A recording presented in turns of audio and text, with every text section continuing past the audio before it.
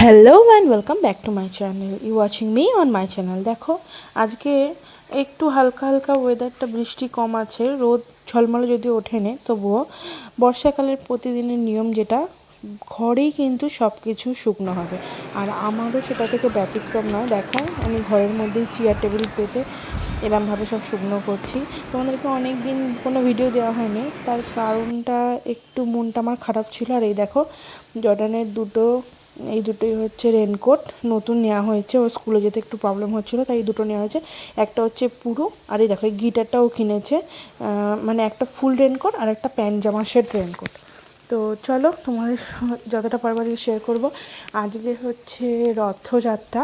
তো দেখো বিকালবেলা ছেলে বেরিয়েছিল রথ দেখতে, আর রথ দেখতে গিয়ে দেখো এগুলো কিনে এনেছে।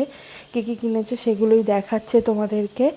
তো আমার মনটা খারাপ তার কারণ এটাই যে আমার ফোনের মধ্যে ভিডিওতে অনেক কিছু ভিডিওর ক্লেম পড়েছিল, সেইগুলো আমাকে পুরো ভিডিও, অনেক ভিউয়ার্স, অনেক থাকতেও সেগুলো আমাকে ডিলিট করে দিতে হয়েছে। সেগুলোই মনটা খারাপ। আর তার থেকেও বেশি মন খারাপ হচ্ছে সেই সবকটা ভিডিও ছিল হচ্ছে আমার ছেলের।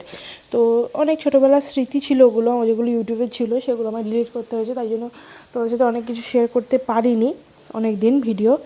তো চলো তোমাদেরকে আজকে দিনটা শেয়ার করি। দেখো এগুলো সব কিনে এনেছে, মনের আনন্দে তোমাদেরকে দেখাচ্ছে।